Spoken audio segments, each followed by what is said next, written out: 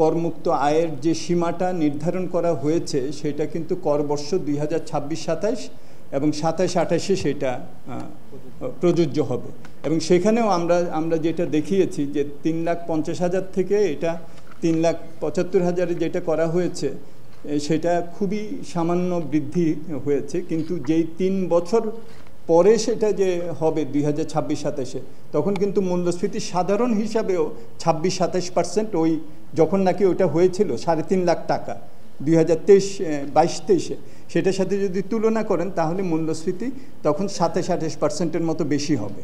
হ্যাঁ, আমি যদি এই বছর 6.5%-এ নামিয়ে নিয়ে আসা হবে ডাবল ডিজিটের কাছাকাছি থেকে, সেটাকে যদি বাস্তবতার সাথে সেটা মিলে না, যদি সেটা ধরেও নেই, তো তাহলে সেই তুলনায় যদি 3,50,000 টাকা থেকে যদি মাত্র 25,000 টাকা সেটা যদি বাড়ে 7%-এর মতো, আর মূল্যস্ফীতি যদি বাড়ে হলো ওই সময়টাতে 27-28%, তো তাহলে তো ক্রয় ক্ষমতার নিরিখে এটা খুবই কম।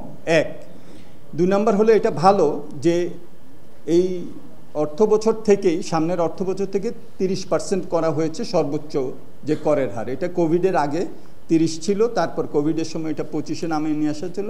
সেটা ঠিক আছে যে যারা আয়ের আছেন তাদের উপরে উচ্চ হারে যাবে, কিন্তু পরের যে স্ল্যাবগুলো করা হয়েছে 2026-27 এবং 27-28-এর জন্য, সেটা আমাদের বিশ্লেষণেই কিন্তু উল্লেখ করা হয়েছে যে যাদের 6 লাখ টাকা আয়, অর্থাৎ মাসে 50,000 টাকা পারিবারিক তাদের হয়তো একটা আয় আছে, বা যাদের 10 লাখ টাকা বা যাদের 15 লাখ টাকা বছরে আয়, সেইটার তাদের জন্য কিন্তু যেই হারে এইটার এই স্ল্যাবগুলো প্রয়োগ করা হলে তাদের জন্য যে প্রকৃত কর হার হবে সেটার থেকে উচ্চ স্তরের যারা আছে সেখানে কিন্তু সেটার বৃদ্ধিটা কিছুটা কম। আরেকটা যেটা সেটা হলো যে হ্যাঁ, আমাদের যে কর্মসংস্থানের কথা, আমরা কিন্তু মনে করেছিলাম যে এখানে সুনির্দিষ্টভাবে, যেহেতু জুলাই অগাস্টের আন্দোলনে কর্মসংস্থান, বৈষম্য হ্রাস, এই দুটো ছিল একটা বড় ধরনের একটা দাবি। সেখানে প্রেক্ষিতে এমপ্লয়মেন্ট গ্যারেন্টি স্কিম বা এমপ্লয়মেন্ট এক্সচেঞ্জ হাউস খোলা, এগুলো দিয়ে যে সুনির্দিষ্টভাবে যে যারা নাকি বেকার আছেন বা যারা নাকি প্রশিক্ষণে শিক্ষায় কর্মজগতে নেই, তাদের জন্য যে সুনির্দিষ্ট লক্ষ্য নির্দিষ্ট যে কর্মসূচি, সেটা কিন্তু আমরা দেখিনি। তাহলে কর্মসূচিটা হবে কোথা থেকে? সেটাকে আসতে হবে হলো বিনিয়োগের থেকে।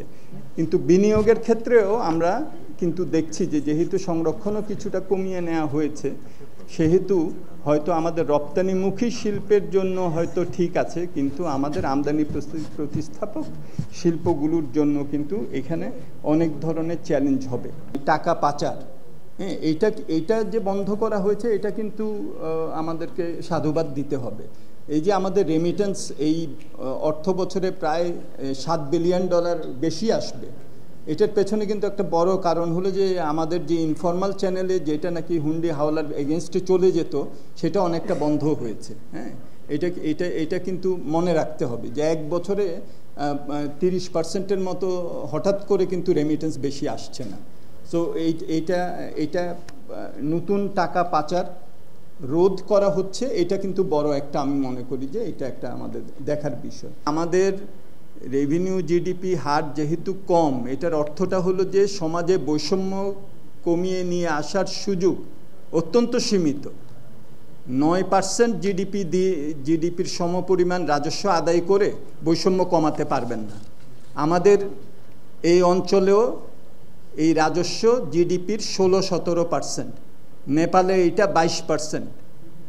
তা আমি যদি সম্পদ যার কাছে বেশি তার কাছ থেকে আহরণ না করে আমি যদি সেটা বন্টন, তাহলে কি দিয়ে করব আমি? পুনর্বন্টন, এটাই তো দর্শন বাজেটের, পুনর্বন্টন।